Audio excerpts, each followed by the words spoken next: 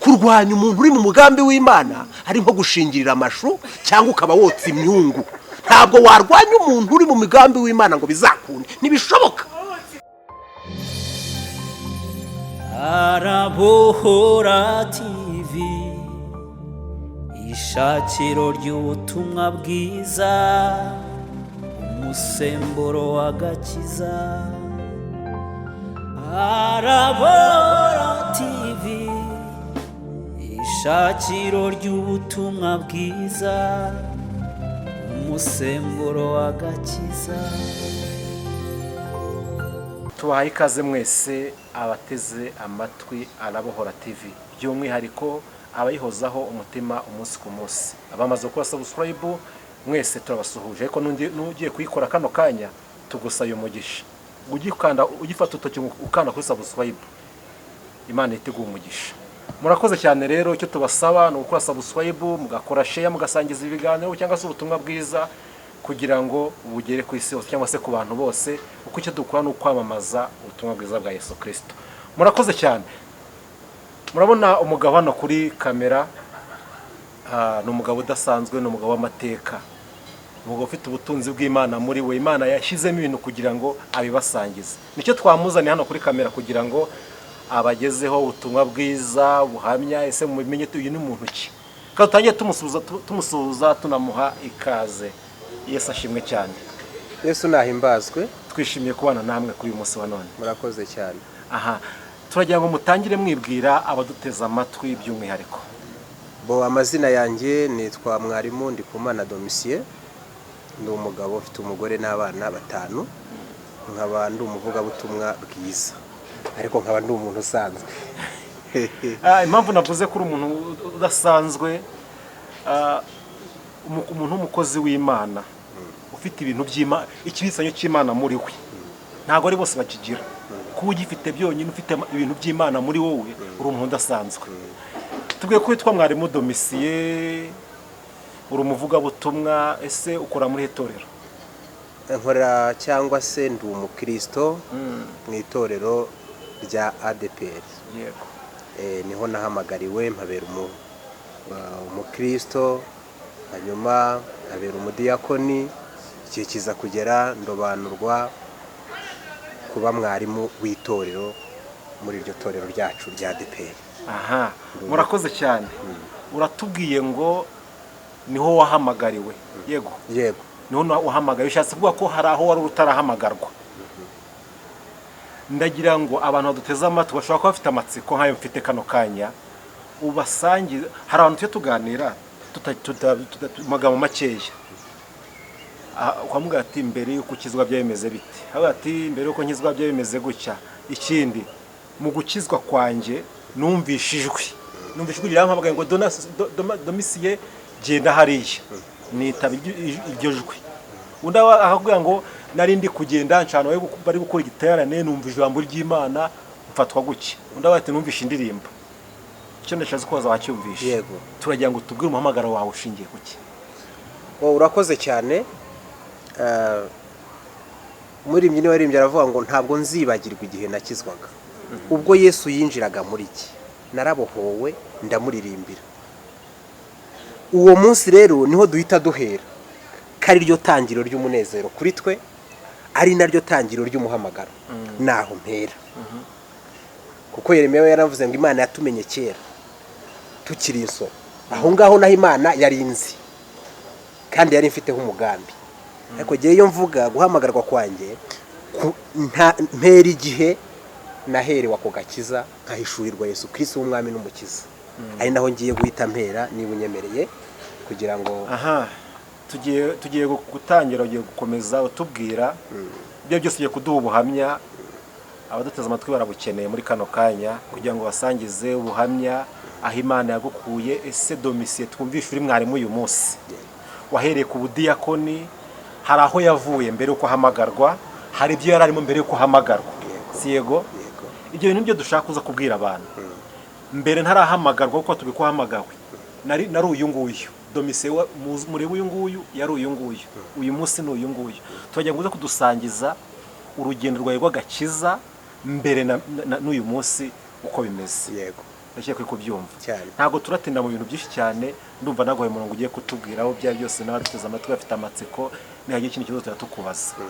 Tutangiye ikiganiro turatangira dusenga Imana kugira ngo Imana ituyobore, kuko murabizi ko iyi televiziyo ni televiziyo y'iyobokamana, tuvuga Yesu, tuvuga Imana, tuje tugiye ngo twamamaze ubutumwa bwiza bwa Yesu Kristo, abantu benshi bave mu byaha abakibirimo. Niyo ntego yacu ubundi. Ntimwibaze ngo indi ntego, nta yindi ntego ituzanye hano, ni ukwamamaza Yesu Kristo watubambiye ku musaraba w'Igorogota. Abantu bakamenya ukuri. Ijambo ry'Imana bavuga ngo ukuri, ngo nibamenye ukuri niko kuzaba batura. Imana ihabwa icyubahiro cyane. Reka dusenga Imana kugira ngo dukomeze n'izindi gahunda. Data wa twese wo mu ijuru, Imana idukunda kandi Imana y'amahoro. Uri mwiza Yesu, kandi were mwiza gutegereje bose. Ijambo ryawe rivuga neza yuko ntagukoreye uzikorera amaboko.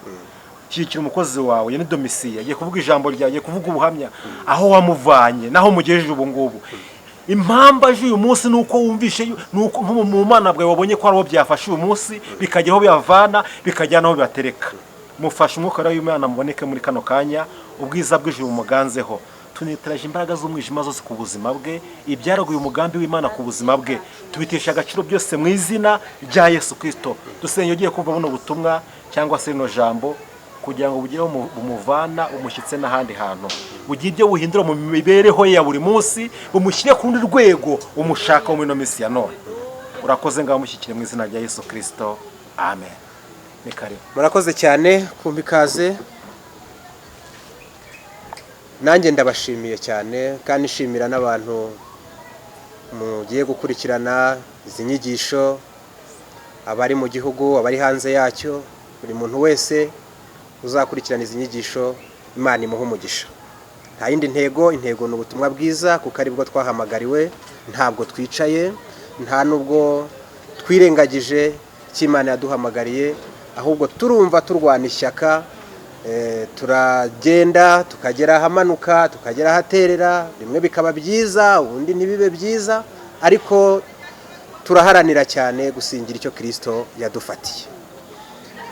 Aha rero nje kugira ngo mbaganirize ku ubuhamya bw'umuntu buba ari burebure cyangwa se biri mu bice bitandukanye, ariko ndashaka kubaha ubuhamya bw'uko nahamagawe, hanyuma nabusoza tukaganira ku ijambo ry'Imana, kandi byose bigakorwa mu gihe gikwiriye kandi kitarambiranye. Imana rero yakoze umurimo ukomeye kandi ikora ibintu byiza ibyo yakoreye abandi, ariko jyewe ngezeho ntekereza ko yankunze urukundo rwinshi. Guhamagarwa kwanjye nge nahamagariwe muri Nibaturi. Narabyutse mu gitondo nkurikira abandi kuko nari nabitekerejeho, vuga nti ibintu nkora numva na bakuru banjye, nkabyumva na bashiki banjye, kandi ko mbona aho babigiriyemo ubona ko bafite intumbero nzima, nkaba ndi mu rugo nsa ndi umuhererezi, nkaba mbona icyerekezo ntakibona neza, reka nanjye nzajye gusenga. Tuganiro jewe nzajya mu nzu y'Imana. Icyo gihe nari ndangije umwaka wa 6 nitegura kuzajya muri segonderi. Vuga nkwiriye kugenda rwose nkajya gusenga, nkumva niba iyo Mana kuko basenga iriho, niba inavuga, niba inakora, nkareba iyo Mana kinyiyereka. None aho ngiye kwiga, dore ko impaye n'umugisha, nkaba mbonye uburyo bwo gutsinda ikizamini kinjyana muri segonderi, iyo Mana koko izabane nanjye muri ayo mashuri, cyane ko mbona ko ubushobozi bwo kuziga bushobora kuzagorana, ariko Imana izabane nanjye. Imana iba yambonye rero. Ndazinduka mu gitondo njya muri Nibaturi, nkicara muri Nibaturi. Yari Nibaturi ifite ububyutse. Nkicara muri Nibaturi, nibwo bwa mbere nari mpageze. Baravuga ati twabonye umushyitsi natwibwire. Ndabibwira ndedemanga, numva mfite ubwoba. Ndangije bati ihana ibyaha wabuze. Rwose naje mbishaka, rikari ndabishyira ku murongo. Ndabivuga byose by'abana bo muri icyo gihe byose, urara nari mfite se byose ndabivuga. Nkimara kubivuga, uhereye ako kanya nkimara kubivuga, uhagarariye Nibaturi yazamuye isengesho n'abagenzi be b'abanyamwuka, bazamura isengesho baravuga ngo mana turagushimiye ko utuzaniye umukozi. Burya ariko Imana nishimye, icyo uzaba cyo kiragutegereza, kandi Imana iyo yakugizeho umugambi ntabwo yakubura. Bandambikaho ibiganza, uko bagenda bandambikaho ibiganza nkumva ntangiye kugira urukundo rwinshi cyane ntari nsanzwe ngira. Numva ntangiye ibyanjye, numva muri gihe bitangiye guhinduka, numva amahoro adasanzwe, numva umunezero mwinshi cyane, ibirira bitangira gushoka ndarira. Bakimara kuvuga ngo amen, ese numva ari nk'umutwaro mvuye ku bitugu, numva ndaruhutse, ndumva ndanezerewe. Nyuma y'iminota nka 30 ko bagomeza gusenga rero, ngiye kumva numva imbaraga z'umworera ziramanukira. Imbaraga ziramanukiye, numva ziramanukiye, ndatangira mbese ndatitira. Bati bishoboka gute umuntu uje aka kanya ahise yuzura umwuka? Ariko mu by'ukuri ntabwo natoboye ngo mvuge, ahubwo nizambaraga uhabwa bwa mbere. Numva nuzuye imbaraga nyinshi cyane, ndatitira. Muzaza mugera nko mu rusengero cyangwa n'ahandi musanga umuntu ari gutitira gusa ariko ntacyo avuga, aratitira gusa. Birya byahise bimbaho, numva imbaraga zidasanzwe, numva urukundo rudasanzwe. Ikintu cyahise kingeramo kurusha ibindi rero, narasohotse. Nkimara gusohoka mu rusengero nkagenda ndeba hasi, kuko nahise numva nzinutswe ibyaha. Nkumva ninkora icyaha sinzongera gutigita, nkumva nindamuka nkoze ibyaha sinzongera kujya mu maso y'Imana. Noneho rero bituma ngenda muri kwa gukabya gukiranuka k'umuntu wuzuye imbaraga, nkajya ngenda ndeba hasi, nabona agashishi nkakabarereka ngo ni agashishi k'Imana, ntagakandagira. Nabona ikimonyo kiri gutambuka cyangwa se kandi gasimba, nkanyegera gutya, ntagira icyo nkomakoma. Ndinda ngenda ngera mu rugo, ngenda seka, mfite umunezero. Niba hari ibintu biryoha kurusha ibindi, uretse ko ibi bintu njya mbabwira inti, hari igihe cyageze cyangwa kigera Satani akohereza abandi bakabipirata bafite impamvu zabo bwite, cyangwa se ntumenye uko binjiye ugasanga byagenze gutyo. Ariko umuntu wese wanyuze muri iyi nzira akabatizwa uwo mubatizo, akanyura muri ubwo buryo, uko byagenda kose, haleluya, uko byagenda kose, uyu munezero mu buzima bwe bwose ntashobora kuwibagirwa. Ntushobora kuwibagirwa kuko nta kindi kintu numvise kiryoha. Nimureba aho ngeze, nta kintu ntararya ku isi. Ntekereza ko nibyo ntaranywa byaba ari bikeya, kandi ibyo ntaranywa numva ntazanabinywa, numva nibyo nanywe bihagije. Nta kintu na kimwe cyegeze kindyohera nko kuzura umwuka wera bwa mbere. Araryoha, umwuka wera araryoha. Yebaba we, ubu ufite ibihe bibazo ntabyo. Yaba Imana yatwuzaga umwuka wera, nawe ndagusabira kuzura umwuka wera. Ngo urwo rugendo ko narutangiye, njya kwiga rero muri segonderi, ntangira mu wa mbere, ndi muri ubwo bubyutse, nkomerezaho gusenga, ndagomeza mbana n'izo mbaraga. Hanyuma noneho ngeze mu mwaka wa 4, mwaka wa 4 wa segonderi, nibwo nagiye ku musozi. Noneho ndasenga, isengesho ndarisenga ntiryacika. Ndasenga hafi nk'amasaha 3, ntazi ibyo mvugaho bimo bituruka, numva nageze muri indi rembo. Muri iryo joro rero aho ngaho ndimo nsenga, nibwo nagiye kumva noneho numva indimi ziraje nyinshi, ndazivuga. Ubwo rero niko kubatizwa mu mwuka wera. Uwo ni wo munsi nabatirijwe mu mwuka wera. Mbere nari nahawe imbaraga z'umwuka wera, ariko iyo yari etape ya kabiri yoneho yo kubatizwa mu mwuka wera. Soza rero ndangije segonderi, nibwo naje mu mujyi wa Kigali. Nja mu mujyi wa Kigali, ariko mu gihe twasozaga segonderi twakoze amasengesho tujya imbere y'Imana. Aho tuti Imana, dore twese turagiye kandi tugiye mu buzima busanzwe, abandi bagiye mu kazi. None bimeze bite? Uraduha ikihe cyerekezo? Uzaduha akazi ko twakukoreye mu murimo w'Imana? Urumva muri segonderi nari ndi muri groupe protesta, ndi umuririmbyi, dukora uwo murimo w'Imana. Ndi mu ba mbere, numva imigisha yose ari igomba guherwaho. Mu gihe tubaza icyerekezo rero, ubwo mu masengesho y'iminsi 3 niho umuhanuzi yagiye mu mwuka. Arangije agenda akora kuri buri wese, abwira bagenzi banjye. Bamwe arabwira ati muziga muri kaminuza, nimuhava mujye hanze. Abo niko byagenze koko. Abandi arabwira ati muzaba engineer, abandi arabwira ati wowe nta kazi uzabona, uzagenda ube mu rugo ariko nzaguhera umugisha mu mirima y'iwanyu. Ibyo twagiye tubibona. noneho jyewe ingezeho rero ndavuga ntigiye kuko nari mpagaze nk'uhagarariye abandi birashoboka ko Imana igiye kumpa ibintu bikaze ariko ntabwo ariko Imana ikora ntikorera mu marangamutima y'abantu kandi mujye mureka Imana ibaha ibyo ishaka ntimugashake ko ibaha ibyo mushaka kuko ibyo ibahaye nibyo bikugirira umumaro nibyo bituma urama ni nabyo bizatuma ubona Imana kandi Imana iturebera neza Mana uduhitiramo neza Mana Mana ndagushimiye warakoze jewe umuhanuzi angezeho arambwira atumva nkugize itapi buri muntu wese azakugenderaho ariko nzakugarukaho ngufitiye impuhwe ikindi kandi kirusha ibindi nkwihereye urugo rwiza urumva ndi umwana urangije segonderi nkimara kumva ngo ni urugo rwiza numva ko Imana impaye inzu ifite jardin ifite za kamera numva ko urugo rwiza ari inzu nyine ziriya nzu mubona mbese numva ko impaye inzu nziza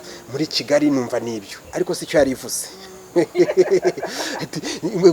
mbese nguhaye urugo rwiza ikindi kandi yarambwiye ngo nkugize itapi umuntu wese azakugenderaho ariko nzakugarukaho ngo ufitiye impuhwe ahita afata Bibiliya arayimpereza kubaho kwawe ni Bible abarashoshe naje mu mujyi wa Kigali shaka akazi nk'abandi rimwe bigakunda ubundi ntibikunde ndagerageza uburyo bwose bushoboka bikanga Imana irambwira ngo genda undindirire Gasave niho nzagusanga ndagenda sengera Gasave nk'umukirisitu uvuye mu ntara ndaza niyakiriza Gasave ariko kuko ariho Imana yari yambwiye nkabera umukirisitu ndatangira nkajya nsenga bwabo byose bwagenda bugumana nkajya nisunga abanyamasengesho tukurira imisozi tukagenda tugasenga tugakora iminsi ngahe ngiye kumva rero numva wa mwuka wera nabatijwemo impano ziratangira ziratoboka ndatangira ndahanura uko bukeye kabiri uko Imana igenda yaguka niko abantu tumenyana bakaza tugasengana abansanga mu rugo abansanga ku musozi igihe kiza kugera rero itorero riranyitegereza ndavuga riti umuntu afite impano y'Imana barambwira ati noneho ngwino tugushyire muri komite y'icyumba y'icyumba cy'itorero ndazanya muri komite y'icyumba cy'itorero icyo gihe icyumba rero cy'itorero cy'Igasave cyabaga kuwa 5 ariko bashima ko cyimurirwa kuwa 4 mbamo rero nk'umwe mu bayobora icyumba igihe kiza kugera bampa inshingano yo kuyobora icyumba nkiyobora imyaka itari myinshi muri uko kuyobora icyumba niko nyuma byaje kugera bantoranya nk'umudiyakoni maze kuba umudiyakoni ndakomeza mba umunyamasengesho nyobora icyumba Imana iduha ububyutse hamwe n'abagenzi banjye twakoranaga iduha ibihe byiza iduha umugisha hanyuma icyumba kigira ububyutse cyo kuwa 4 Gasave na bugingo n'ubu kirahari kandi umurimo w'Imana urakomeje aho rero n'igihe cyaje kugera biba ngombwa ko bantoranya nk'umwarimu menyerezwa igihe kingana n'imyaka 2 ndi mwarimu menyerezwa nyuma y'imyaka 2 rero nibwo nasengewe ndambikwaho ibiganza n'abashumba hanyuma mba mwarimu igihe rero kiza kugera bakajya bampa mitasiyo nk'uko musanzwe muzi ku itorero ryacu ariko bigenda banyimura nk'uko abandi bose bimuka hanyuma rero nza kwimurirwa i Nyarutarama tutaguciye mu ijambo watubwiye yuko Imana yaguhamagaye ikuvana mu cyaro ikuzana i Kigali avuga ngo ugende ntegereze Gasave yego ugiye utubwira uburyo yagiye ukura mu buryo bw'umwuka yego turagira ngo uvane abantu mu rujijo bari kutwumva nubwo turi hano kuri kamera twumva n'abantu batandukanye hari abakristo abagitangira urugendo bundi bushyashya bakeneye kugira ibintu basobanukirwa dufite ikibazo muri ino minsi hari abantu Imana iri guhamagara yamuha impano runaka nimba yumvishijwe uri kumuhamagara ngo ugende ntegereze gutya amuha akazi akaba atagakora imirimo y'amaboko akaba atayikwa kandi nasomye ijambo yavuga ngo umukiranutsi azatungwa n'imirimo y'amaboko ye akahita ajya muri icyo kintu nimba ari kiwe ntago mbizi uri umukozi w'Imana ngo tubwire yego nje niko ari je mbyita gutyo ngewe yego turagira ngo sobanurira abantu baguduteze amatwi muri kano kanya Imana ikubwira ngo uze witegereza aho ngaho waricaye gusa mu rusenyo cyangwa ari n'ibindi wakoraga bigutunga cyangwa wategereje yuko uzajya usenga abantu bakakuza ibyo twita guteka imitwe bamwe bakubyita gutyo bano twinaguye ko twumva n'abantu batandukanye turagira ngo abantu bakure mu rujijo udusobanurire aho ngaho urugendo urakoze cyane kandi Imana iguha umugisha. Icyo ni ikibazo cyiza, kandi iyo ubaza gutya ntuba wibariza, ahubwo uba wibariza n'abandi. Mu by'ukuri Imana ntabwo yegeze imbwira ngo ntuzakore, nta nubwo yegeze imbuza gukora, nta nubwo kandi nanjye nacitse intege zo gushakisha ikintu cyatunga umuryango. Kandi urumva muri icyo gihe muri za 2009 2010 gutyo, muri icyo gihe ntekereza ko abantu b'abimaniste bari bataraba benshi cyane ku buryo ushobora kubura ikiraka cyangwa se ubundi buryo. Urumva nanjye ntabwo naje mfite ishyaka ryo gushaka akazi rero nkadepoza nk'abandi, nadepoza ntibamfate kandi ntafite amanota mabi, mfite diplome ifite amanota meza cyane, ntibikunde nza kujya no muri keke nayigiyemo. Ndavuga nti ntabwo nkwiriye kubaho ntafite akazi, reka njye muri keke ikizamini ndagitsinda, n'ikosi y'ibyumweru 2 ndayikora, yakoreraga Kacyiru. Ndangije banshyira hariya kuri UN mu Rugando, ndagenda njya ku iposta ndakora nk'abandi. Ntakoze iminsi 3 ine hafi icyumweru, supervisor araza aje kunsura, nibagirwa gutera salute kuko twari dufite itegeko ryo kugomba gutera salute. Arangije araza areba ibyo yarebaga, asanga ndarinze neza nta kibazo gihari. Arangije arambwira ati rero, ati ndagiye, atariko nubwo ngiye, ati mu bakozi twari dufite, ati we ntabwo urimo. Ese nziza iki bigenze bite? Wibagiwe gutera salute kandi niwe ukiva ku ikosi, urumva se hari ukubaha ufite? Rero witegure ko nta kazi gahari. Ndangije ngira umubabaro ndanarira, sujya mu byabaga bishimishije, ndanarira njya gusenga, mbwira Imana nti Imana ubu nzize ko ntateye salute. Ndangije njya ku musozi ndasenga ndarira, ariko Imana irambwira ngo humura mwana wanjye ndakuzi. Amen. Umuntu ngaya rero ni umuntu wicara gusa akavuga ngo byanze gute? Birashoboka, ntabwo abantu bahamagarwa kimwe. Imana impamvu ishobora kuba yaranyimye ako kazi ko gusinya kontara ahandi cyangwa se ngo nje mu bindi bikorwa byo kwikorera ngende ndambyemo, nuko yari mfiteho umugambi, ibona ko hari ibyo nkwiriye kugwiza, kandi ibyo nagombaga kugwizaho ko byari bihari. Ubwo bukene ninjiragamo n'ubwo bushomeri nagiraga byankururiraga gusatira no kwihutira kujya gushaka Imana. Kwa gushaka Imana noneho nayo kwa gushaka Imana cyane nyishaka, kandi niyo nayishakaga ntugire ngo ari kintu nayibwiraga nti Imana mpa akazi, mpayira umuryango, mpa akazi mbona imibereho, mpa akazi ntanga icyacumi nk'abandi, mpa akazi ngukorera umurimo. Noneho rero byose nabiyibwira, ikambwira ngumva wowe ibyawe narabibonye, icece sengera umurimo wanjye, usengera abantu banjye, ngewe nzabana nawe. Nava ku musozi nkaza nkongera nkajya handi gushaka akazi. rimwe ikiraka kikaboneka, urumva iyo minsi yose nararyaga, ariko ibyo nabonaga ni ibiraka bihita birangira, katari akazi, katari permanent.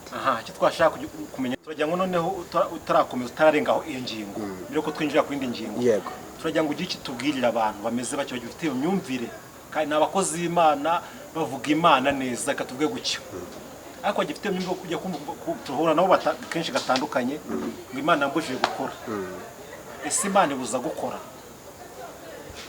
Ntabwo yegeze inyerurira ngo ngira inama n'abo bantu bagifite imyumvire imeze gutyo, nimba koko bareke gukora cyangwa bakore. Ahubwo aho bigeze bakwiriye gukora ndetse cyane.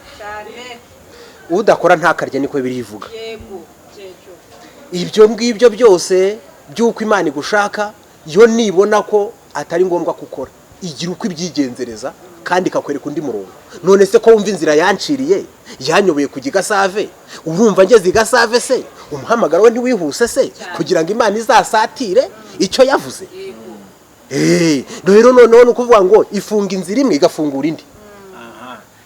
Yesu aguha umugisha cyane, reka tukureke ukomeze, ariko turakomeza dufite urambabarira kubaza bino bibazo, ariko ni ngombwa ndi kubariza abantu baduteze amatwi Arabohora TV. Yego. Iyi minsi cyangwa se iminsi ishize turi mu minsi ya COVID-19, muri no minsi insengero nyinshi zirafunze, ntabwo zemererwa gukora gukomeza gahunda y'amaterano cyangwa se gusenga. Yego. Mu minsi yashize habaye igikorwa cyo gufunga insengero zimwe na zimwe zidafite ibyangombwa. Ariko mbere yaho nanone umuntu yarahagurukaga uyu munsi, ngenda hagurutse uyu munsi, Imana impa ingiriye umugisha, Imana impa impano yo guhanura, yego, Imana impa impano yo kuvuga mu ndimi, nkahita numva yuko ngiye kwita shinga itorero nkigumuraho nahamagariwe. Uri kunyumva n'icyo nshatse kuvuga? yego, Imana imaze kuguha impano gutyo umunsi ku munsi bitewe nuko wasenga Imana tugiye ko agiye gukuza mu buryo bw'umwuka. yego, Urangije uba mwarimu cyangwa se kumenyerezwa ubwarimu imyaka 2, yego, urihangana utegeza kugeza igihe kugiriye mwarimu. yego. Turagira ngo usangize abantu tukaduteza amatwi n'irihe banga wakoresheje kugira ngo ukomeze gutegereza, ukomeze mu muhamagaro uko ugiye gushinga itorero nawe byaye gukunda. Yego. Nihe urashaka kutubwira impamvu wagumye mu itorero wahamagariwemo ntujye gushinga itorero kandi byarashobokaga, ibyo ibyangwa byo guhanura warahanuraga, impano wari uzifite ariko ntiwagenda nk'abandi, n'amashuri yari ahari uzagenda ukavuga byose bikemera. Yego. Ni iki wakoresheje kugira ngo utagenda nk'abo ngabo ukaguma mu itorero? Yego. Imana iguha umugisha cyane. Nta kindi kintu cyamfashije, nta wundi mujyanama wundi negeze mbona uretse gusenga. Nge narasenze, ndasenga nsaba Imana kugira ngo urugendo rwanjye ndimo irunyoboremo. Abandi batubwira ko basenze bashinze, kandi n'abandi nabo barasenga, ariko jewe umugisha nagiriye kuwiteka yanyiyerekaga cyangwa se akambwira ndetse akanambuza imigambi ishobora kuba napanze rimwe na rimwe, kuko nabaga ndi umuntu inzara yashoboraga kundya, ngatekereza ko hari ahandi najya nkabona ibyo kurya, ngatekereza abari kundwa kirita nabo si uko bataje, ariko hari nk'uwazaga akambwira ati giye Imana yambwiye ko twakorana umurimo w'Imana mu itorero riniri, narangiza ngahita mpanga amasengesho y'iminsi 2. Muri ya minsi 2 rero Imana ikanyisurira, ndabyibuka nyumbajije ikibazo mpita nibuka, hari igihe nari namaramaje numva rwose nagenda, kuko uwo muntu nabonaga ari umupasitoro kandi nkabona afite n'itorero kandi nkabona anakijijwe, ariko ngiye gusenga nijoro Imana iraza iranyereka urusengero rwe, mbona nta matuwarete afite, ngo nshaka kujya mu bwiherero mbona nta tuwarete ihari, ndashakisha ndaheba. Ndangije rero nk'umuntu, niyo mpamvu mbwira abantu ngo nimutabana n'Imana ngo mwuzure umwuka wera, Imana ibasure, kuyoba inzira biroroshye. Icyo gihe nerekwa ko uwo muntu nubwo ari gukora umurimo w'Imana ariko ntafite aho abantu bihanira. Nicyo bivuze, nta matuwarete ahari. Kujya ahantu rero batihana, mpita mbona ko Imana imbujije, mpita muhakanira nti Imana yabyanze. Hari n'ushobora kuvuga ngo Imana yabyanze ariko nta kimenyetso yabonye. Narasengaga Imana ikampa ikimenyetso, ariko niraririye. Navuga ngo ntibandokirise, navuga ngo sinatekereje kujya oya, ahubwo ahondi naho nicaye kugeza n'uyu munsi ndabikesha Imana yambaye bugufi. Amen. Imana ishimwe cyane, si kubwa mashuri oya, ahubwo ni kubw'Uwiteka. Haleluya. Dodi bonesika, ni kubw'Uwiteka Imana ya Isirayeli. Ntabwo ari kubw'ubuhanga, kuko hari igihe cyageze jye ubwanjye ndicara ndeba abana mfite, ndeba n'umudamu, ndeba ukuntu ndi kugerageza gukora bikanga, ndeba imyaka mfite, ndavuga umubabaro, Mana wambwiye ko nzabitapi nuko bizahora bimeze bite, birashoboka ko nanavangiwe. Fata inzira njya kureba umupasiteri bitaga Kayihura Yakobo watangije umurimo muri uyu mujyi wa Kigali. Yaratuye harya mu Gakinjiro mwakarandevu, ndagenda ndicara ndamubwira ntumva pastor, birashoboka ko ndi umwana muto, kuyoba birashoboka, kandi ko kuri urugendo nawe uraruzi, nje kukubaza ibibazo 2. Icyambere, umuntu ashobora gutangira umuhamagara akawukora akennye akazarinda apfa akennye. Icya kabiri, ko ngutekerereje urugendo rw'ubuhamya bwanjye, nawe waba ariko wahamagawe. Arangije arambwira ngo mva mwana wanjye, ntibishoboka ko wazapfa umeze utya, kubera ko iyaguhamagaye niyo kwizerwa, kandi ibyo yavuganye nawe no kubikora izabikora. Genda ni ku murimo ukorwa. Iryo jambo yambwiye, arangije aramperekeza Kayihura Yakobo, ampereza inote 2,000. Arambwira ati ngaho genda nk'umukozi w'Imana. Akimara kumpa ibyo 2,000 n'isengesho yansengeye, ntabwo mu rugo negeze nongera kubura amafaranga yo kurya. Bakozi b'Imana, bashumba dufite, muntu wahamagawe ukabuzi ko ari aho ugeze, umuntu nagusanga akugisha inama uramenye ntuzamubwira inkuru z'inshamugongo niba nta n'icyo ufite cyo kumuha musengera isengesho kandi umukomeze. Ijambo Kayihura yambwiye ryatumye nkomera igihe kinini bituma mpura n'ibintu bikaze, ariko ndavuga ntumukuru iryo yambwiye niryo ry'ukuri, kuko nahuraga n'amajwi menshi ambwira ngo warayobye waravangiwe. Abo twiganye ntarushaga n'ubwenge nanabasobanurira barangije tukajya duhura batese bimeze bite, bimwe Imana yambwiye nuko bimeze, bati none se sha pastor ntiwayobye, ni kwa kundi. Ariko ndashimira Imana ko bigaragara ko ntayobye, kandi noneho haleluya nshakana nasoreza hansenge Didi Bone Sekita ntabwo yaduhamagaye ntabwo izemera ko tuyoba inzira. Tuzagerayo tukajya duhura batese uracyari mu byo gusenga gusa, nibyo ndimo nyine. Ariko kuko Imana yacu ari urukundo iranyitegereza ejo bundi ngeze Nyarutarama, niba yararebye yenda amagambo bo twiganye bambwira iravuga iti reka mwomora igikomere, ihita imbwira itumva mwana nkura n'umuhanuzi arambwira ngo mbonye wambaye uniform ugiye kwiga. Nubwo nibigeragezo nsubiyemo ni kuko amashuri yo amafaranga yo kubura ishuri yose nayabona, ariko hashize igihe gitoya Imana incira inzira mbona ngeze muri IERK, ndi kwiga kaminuza niga mu mwaka wa 3 muri finance. Ibyo byose nta handi byaturutse ni kuwiteka. Ndashimira Imana rero yuko yo igira uko bigenza bikemera. Aho birahigiye najyaga kwa Kayihura ntabwo nari nzi ko ubu bizaba bimeze gutya, suko nari meze iyo nagendaga wagira ngo ndimo ndaza, nari mfite umubabaro, inzara yarandiye n'umugore wanjye tukajya turebana tukarira. Rwa rugo rwiza nababwiraga rero ntabwo ari inzi Imana yampaye, si n'ibindi bikaze, ahubwo yambwiraga ko izampa umudamu uzabasha kwihanganira umubabaro tuzaba turimo, kandi tugakorana umurimo neza bigatuma nshyika ku cy'Imana ishaka ko ngeraho. Nirwo rugo rwiza Imana yavuganaga nanjye. Ndabashimiye kandi Imana ibaha umugisha. Ubuhamya bwanjye nubwo domisiye nuwo, ndateganya ko nzaza ntambutse ibyigisho bikanyura kuri Icano ndetse n'ahandi. Ubwo rero ibindi tuzakomeza ubutaha bitewe naho igihe kigeze, ariko ngiye gusenga. Hagiye gusenga Imana agusengere wowe ushobora kuba urihebye mu nzira urimo. Ijambo ry'Imana rivuga ngo kwitonda ukarindira byemeza umutware, kandi ko yavuga ngo unamba kuri shebuja niwe uzashima. Icyo nshatse kuvuga mwacyumvishe muri bakuru. Imana umugisha. Reka dusenge rero, ntabwo ari ubwa mbere si n'ubwa nyuma, azagaruka. Icyo tubasaba ni iki ngiki, ushobora kuba wifuje kugira ikintu wamubaza, wifuje kugira inama wamusaba, aratanga nimero ya telefone, ariko atarayitanga ujye hasi muri comment wandikemo icyo ushaka, icyo mba twakosoye, icyo mba twakongeraho, icyo mba ubutaha yazavuga, aricyo azaheraho kugira ngo mugumye mufashwe. Yesu amumishe, katumuhe umwanya asenge nagusengere wowe ukeneye inkunga y'amasengesho. Ndifuza gusengera mu ijambo riri hano muri Zaburi. Ijambo riri muri Zaburi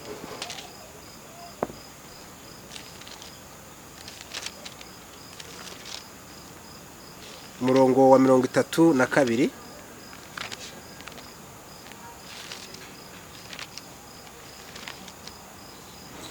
Mirongo 32 Zaburi.